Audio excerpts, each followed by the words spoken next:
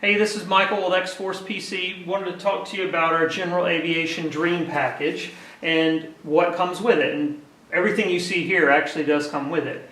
So first of all, we'll go from the top down. We'll talk about the monitors here. We have three 27-inch monitors giving us a nice wide field of view of about 120 degrees. Those are being driven by one of our high-end gaming systems.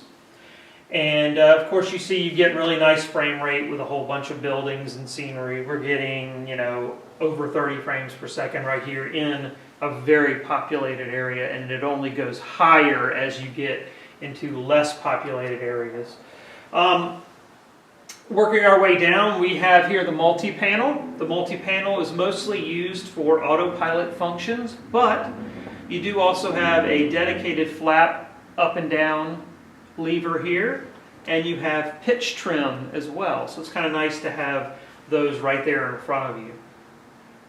Below that we have the radio panel, which can control a multitude of radios: COM1, COM2, NAV1, NAV2, DME, transponder, and the ADF. And you could actually add a second one of these radio panels if you wanted to. These panels kind of build off of each other. They all kind of like build on like Legos. So you could put another one up here or over here on top of the switch panel. Right here we have the Cytec ProFlight yoke. Pretty standard fare, but the advantage of the Cytec ProFlight yoke is you can attach these panels to the top of it. And so you'll see here we have three of the ProFlight instrument panels. And you can do as many as 9, and you may be able to go higher than that. 9 is the highest I've seen. And again, those are kind of like Legos. They just build on. You can stack more up here, or you can start, coming across here. They do sort of add up after a while because, they're $150 each, so you start adding a whole bunch of them, and that kind of adds up. There's a number of different instruments. You can have these instruments show. I don't know if you can see that, but I'll provide a separate look at those. But you just hit these up and down arrows and it'll scroll through all of the various instruments you can show on the Cytec ProFlight instrument panel. It's about 14 or so different instruments. So if you had 9 of these things, let's say, I'm just making that up, I'm not saying you got to have 9. You could have 9 different instruments showing. 6 is a more typical number, so you can have your classic 6-pack of instruments. Last but not least, over here we have a switch panel. The switch panel has various switches for common functions like your panel light, your beacon light, your nav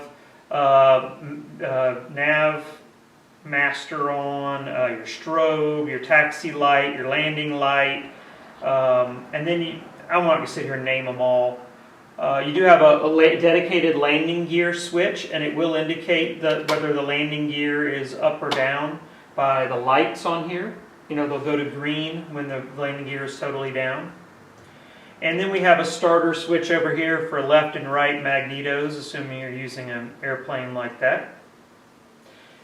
Then coming down further, we have a nice keyboard tray here, which will allow you to swing it out of the way when you're not wanting to use it, and you can swing it back in front of you when you want to use the computer in a more conventional sense. And of course it's a powerful computer, so you can do anything on it that you can do on any normal computer, check your email or whatever you might want to do.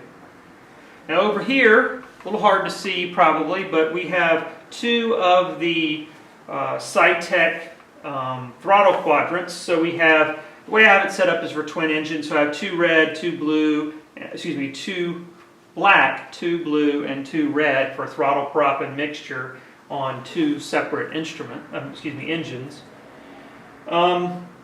And then working our way down, we have the Valera cockpit. The Valera cockpit comes with a really nice chair. This chair leans forward and back. It also slides forward and back. And it also has the tray here, which we put all of our instruments on, and our yoke. Obviously it has the mount for the 3 27-inch monitors. It has a place for your pedals, which you can't see, at least in this shot, but the place for the pedals down here, which you can actually change the elevation on. And then there are some additional attachments which we don't have hooked up, but there's a center attachment if you wanted to put a stick over right here in front of you. We do have the one over here mounted for the throttles, and then there's one over on the left side we're not using right now either. And last but not least, we have a really powerful gaming computer. I mentioned that earlier.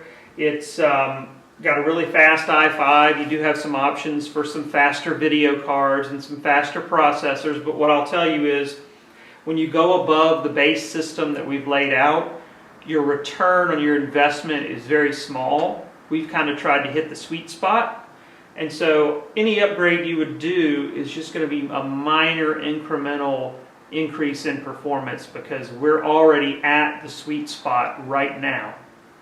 So for the most part, I tell people just stick with the system the way that it is. Now, if you have any questions, you can email me, Michael@XForcePC.com. Again, that is Michael@XForcePC.com.